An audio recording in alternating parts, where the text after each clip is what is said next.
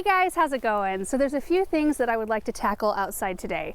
First off, I want to show you some of our very first blooms of the season that I'm so excited about. I think I showed you the first one. We've got a beautiful hellebore. Can you see it? Blooming right behind me. I couldn't believe my eyes the other day when I ran across it, but we also have some snowdrops blooming, just starting to bloom anyway right now. So we'll take a look at those. And then I would like to show you how I prune our hydrangea standards. So our hydrangea trees, I do prune those back harder than I do our shrubs. So I thought I'd walk you through that. And then I've got some stakes on some multi-trunk trees out by the pond area that I would like to remove. I actually meant to do it last fall. They're not really stakes that are training the trees at this point. So anyway, I think it'll look better to have them gone. That is if the wind stays kind of the way it is right now. It's only just slightly breezy at the moment. Last night it was so windy, it was scary windy. I don't know how many miles per hour it was, but it sounded horrible. And I was standing at our bedroom window in the small hours of the morning just staring outside, hoping that our trees were all still standing, and they are. I always worry about our willow trees, our mulberry tree up front. But everything is fine. And we were supposed to have 45-mile-an-hour winds with higher gusts all throughout today. And we woke up to, it was pretty still. It was overcast, but now the sun is out and it's wonderful. And there's Douglas. You're kind of camouflaged in here, bud. And the hellebore, which I already showed you the other day, but you know, we have to celebrate these little things. Douglas. I mean, having these gorgeous blooms the very first part of February is just, it always feels like something to be celebrated. That's for sure. And many of them are budded up. Like this is an ice and roses right here. Look at all those beautiful buds. I think if you looked at the base of any one of these hellebores, you would see all the buds forming up. Oh, look at that one. Oh. We are the police. I get a ticket for what? You gotta get one ticket. Video is not a rule. What? Under the rule. Under the rule? Yep. We have to have and no escaping. I'm not escaping. Oh, you might need to help your other officer. What are you giving me a ticket for? The video is under the law. Is that my ticket? Your ticket. What do I have to do with this ticket? Don't trash it. Don't trash it? Or we're out to give you I gotta buy you money? Yeah, no, you gotta go to jail. Oh, I gotta go to jail? Yeah. What? Ticket. Oh my. We have another one with a bloom. Oh, this must be the same variety or similar to the other one. We've got like, not just in this space, but in this space and a couple other areas, I've got hellebores. I think we have 40 some varieties. In this same general area, we've got a few snowdrops blooming back here. Let's go back there. Look at these. I just love snowdrops. I think they're so, so beautiful. If you get in and look at them close, there's so much detail on each bloom. I initially planted 500 back here and they just started, so you can see a bunch of shoots coming out through the ground. So we'll have a little bit of an elongated display, I think, but I don't think we've got quite 500 that have come back. Here's a look kind of from the other side. I love seeing those tucked in back there. But yeah, there's like little shoots coming through all over. Definitely not 500 though. So I might be amping that up. It's been a little bit of an interesting area right here because I didn't run drip in particular to those bulbs. I was just kind of hoping that they would utilize some of the boxwood drip, and it probably just wasn't enough for them. So that we can attribute to user error, and we can add some drip and add more snowdrop bulbs maybe this next fall. And the next snowdrops are by the pond, and there's just a few of them up so far. So here we are along the walkway. We get down here, kind of the same story. You can see shoots coming up all over, but only a few blooms so far. So I'm hoping the more time we spend out here in the coming days, the more color we will see. I mean, there's shoots all over right in here. I don't know if you can see them. See the green in there? And just a few have made it up to bloom so far. It's kind of the same story all the way around. Little snowdrops tucked in by the rocks. Oh, there's Douglas. There's actually some right up in here, but just a few blooms so far. I'm not going to walk around to all the sections because they kind of look the same, just little green shoots and just a little white bloom here and there. But you can see some of the trees we're going to remove the stakes from. Let's pop over here quick. This is a serviceberry tree right here. And while these stakes, these bamboo stakes here, were probably used when the tree was a little bit younger to sort of separate the branches, or the trunks rather, and keep them apart, they're really not doing a whole lot for the tree at this point. In fact, I would think if we would want it to still be staked, we would need to reposition the stakes and maybe, you know, to where they splay out a little bit further. There'd be more pressure on the trunks to get them to spread. So I would like to get those off because I don't really like to see the green tape, nor do I like to see the bamboo stakes. We've got another same situation right over there. And our triple trunk birch, which is actually not a triple trunk birch. It's 3 birch trees that were in separate containers that we planted basically in the same hole right here. They did beautifully this past year, but again, I don't really think we need these anymore, and I think it'll look better to have them gone. You know what? We are right here. So let's go ahead and take these off. This won't take very long at all. And I save all the bamboo stakes because we will use them at some point for something else. It might even be for these trees, you know, if we decide to restake them later on.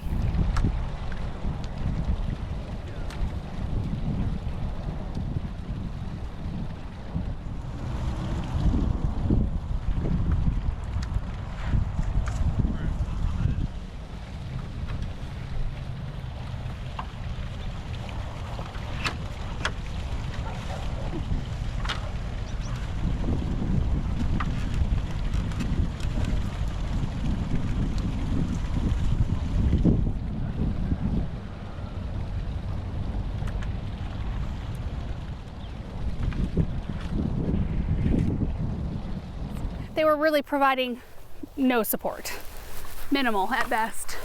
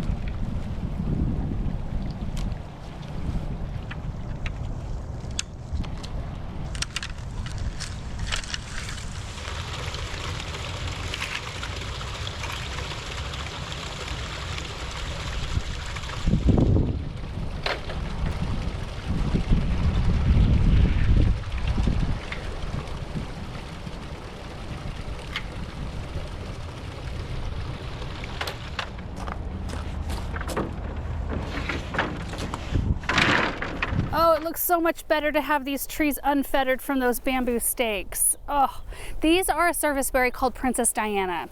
So they grow about 20 feet tall and just have a 15-foot spread. So they're perfect for this area where we really do have it fairly densely planted. They bloom in the spring, white clusters of blooms. They have really good fall color, like a intense red to orange sort of hue, and they are hardy down to zone 3, so they're super tough. I need to bring my pruners in. When I come in and do kind of a cleanup of this area, I did take some branches that were really low today off that one, but I need to come in here and do a little bit more pruning of some of these crossing branches. And this is an instance where I may want to take one stake and pull this one back so we can create some separation in the middle there. I don't really think any tree that has a stake when you pick it up at a garden center should be left on that stake for too long. Maybe that first growing season, and then it needs to be removed. And you need to especially check like those green tape. It's amazing how tough that green tape is, and it will last quite a long time, and the tree can start growing over it if it's too constricted. So you really just want to keep an eye on those things. And like I said, we planted them last summer, and I meant to take the stakes off last fall because I do like the shape of these trees. I don't really feel like they need to be staked unless we need to do minor corrections here and there. But you can see this one, it does this right here. And we planted it that direction on purpose because our prevailing winds come from this direction, from west to east. So that should correct itself. And I like the spacing that I'm seeing in here. This is kind of more like it right in here. I mean, I may come in and take out like this one. In fact, I should have taken that out today probably. And this one right in here, just to maintain a little bit of airflow through there. But we can do that when we do our cleanup. I just really wanted to get those stakes off today. And then these three right here have such a great shape. And oh, I see a little piece of green tape I missed up there. I still have the ladder, I need to go grab that. Dang it. These will grow 40 feet tall by 25-foot spread, but they take to clumping really nicely. In fact, we've got one, two, there's another clump Royal Frost right back over there. They just kind of sense each other and grow together. They're a wonderful tree for that. They've got kind of a purple bronze leaf in the summer that turns kind of an orangey purple in the fall. So, so pretty. And they create these really fun catkins, so really pretty winter interest. And the bark gets more and more white as the tree ages. I don't know if I said it, but hardy to zone 4. I don't know why, and maybe it was just me, but having those gone elevates this area. Maybe it's because I just have been staring at them for months. Those bamboo stakes. Usually when we stake a tree back, we like to use those little tree wrap things. They're like little pieces of fabric almost that are like a foot long and have grommets in either end. And you wrap it around the trunk and then use a piece of tree rope, it's usually black. And then we use it kind of like a guy wire down into the ground. And it's minimally visible. I really like that setup. But these bamboo stakes are not cheap and they come in very handy. In fact, we might even use these for like sweet peas or something this year. All right, let's go tackle the hydrangea standards. Oh, dang, I thought I had more clearance.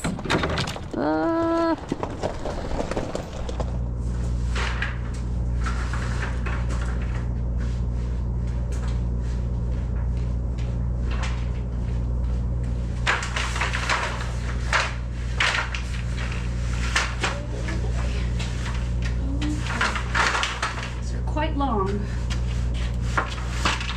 Maybe I need to go.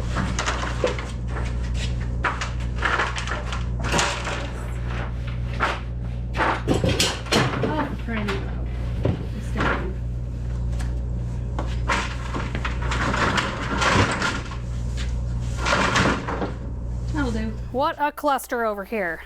These were a little too long, so they get to chill like this. And this is the rest of our collection through the years. You can see how often we use them. I hope there's a happy spider living in here. Here's our first one right here. You can see how prolifically it blooms. This one really likes this location. We've got another one on the end of the west side pathway. And then a third one that's on the other side of the black fence that always does the worst because I think it's competing for water with the willow. And it seems like no matter how many extra emitters we put on that hydrangea, I think the willow just steals all of it. You can see inside the canopy where I made last year's cuts, right in here. And then you can see all of last year's new growth. So it put on this growth and bloomed on it. That's the wonderful thing about paniculata hydrangeas. That's another thing I should mention. The only hydrangeas I would trim this way are arborescens or smooth hydrangeas or panicle hydrangeas like this one because they bloom on new wood. Boy, there's one new stem. Look at this one from last year. This is all new growth. My goodness, we're gonna take that one way down. So usually, and the rule of thumb is to take your paniculator or arborescens hydrangeas down by about 1/3 every year, thus creating that really strong base. You also take out any spindly branches because you don't want your plant sending energy into those. So, you know, like this, we don't want the plant sending energy into trying to make something of those. We want it to send energy into creating bigger stuff like this. But on standard hydrangeas, I take them down by half or maybe even a little bit more. I've done some pretty severe pruning on our limelight. These are did I mention that? These are limelight hydrangeas, all three of them that we're cutting today. I have taken them down some years really, really far if I felt like they just flopped too much the year before and I kind of needed to reset the plant. I try not to take them down like to a nub every year. I mean, one year I came in here and like, I would say that it was maybe a little bit smaller than this at that time, but I took it down to like really small. really gave this plant a rejuvenation prune, and it did thank me for it. But I try to go about half or so every year. So in terms of pruning, where you want to make your cuts is right above a nice strong set of buds, which you can, if you prefer to wait later in the season to where these buds are bigger and easier to see, you can do that. But when you find your strong set, like there's a good set of buds right here. If you look in, see if I can get it to focus. See that right there? They're starting to grow out a little bit, and those are strong as well, but I want to keep this fairly size controlled, so I'm going to make my cut right above this set. Ooh. Like that. Let's do another one. So this big long one that it created last year, you can see a set of buds here, you can see a set right there, but I want to cut this one down fairly low. So made my cut right above that set of buds, and then this whole big stem comes out. It's huge. So what I'll do first is go in and cut everything back. After that, I'll kind of step back. I look at the shape and decide if I want to take it back even further. Sometimes I do, sometimes I don't, but I will at that point go in and cut out all the little spindly stuff. It's just easier to reach once all the big stuff on the top is gone. And it's going to clean it up quite a lot today.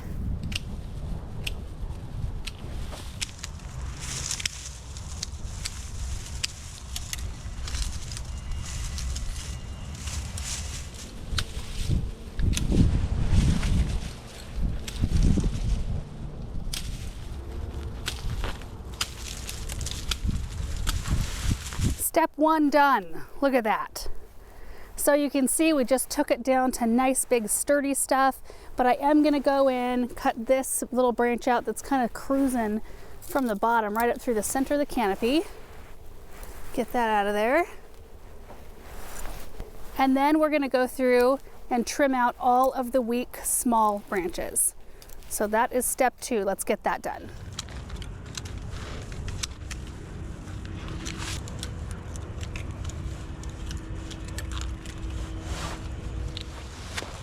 The first one is done. It looks really good.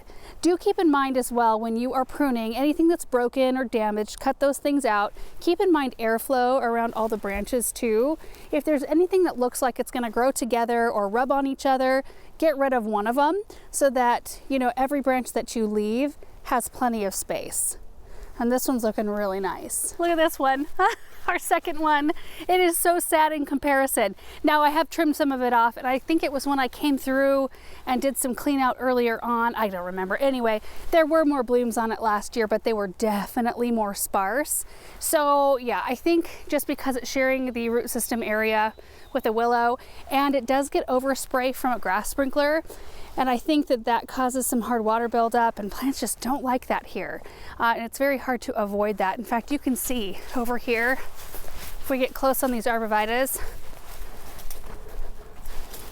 you can see the hard water buildup on these plants too. Oh, and right here, look at this. This is exactly the setup I was talking about over by the other trees. So we take these little, are they like nylon? I don't know. They're these little tree straps with grommets that you strap around, you know, a strong part. This one was kind of cruising. You can tell which direction we're trying to pull it. And then a little bit of black tree rope down to a stake. And usually when like the perennials are bigger and things, it just kind of disappears and you don't see it much. So with this one, we are going to treat it pretty much the same way. This one will look a lot smaller when we're done though than the first one.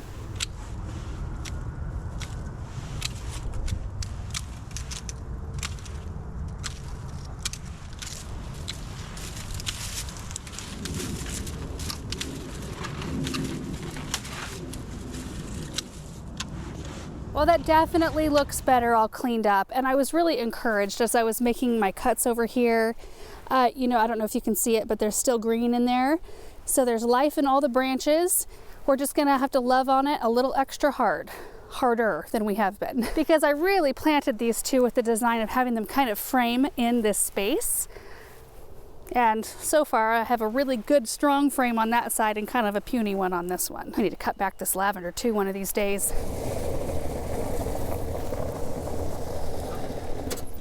And this is our last one.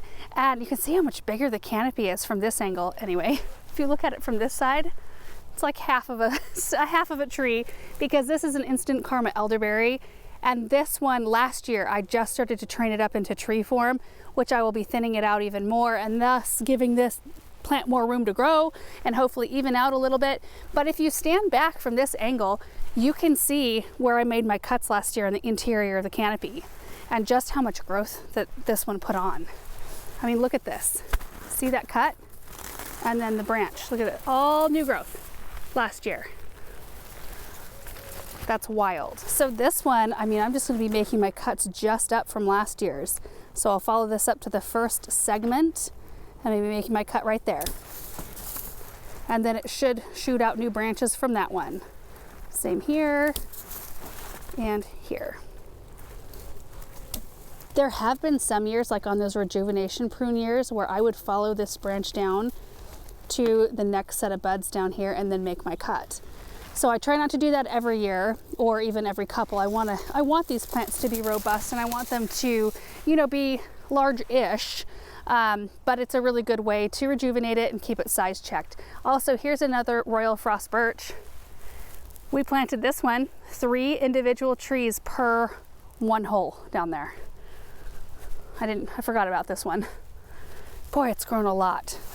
I want to say they were like this big, the caliper. I don't know how big that is, but they were little when we planted them, like in maybe 5-gallon size cans. It's an awesome tree. Okay, let's get this one done.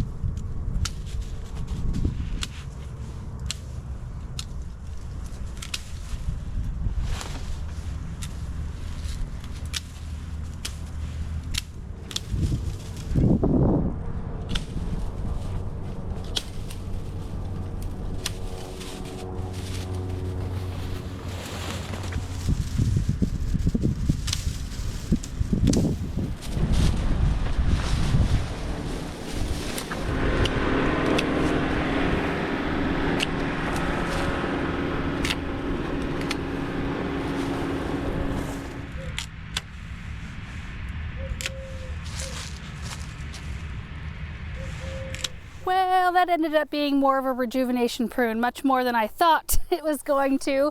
But as I was pruning it, I realized I had some dead branches on this side that I took out that kind of made it even more lopsided. So I took more off this side to kind of balance it out a little bit, and then just ended up taking it down quite a lot.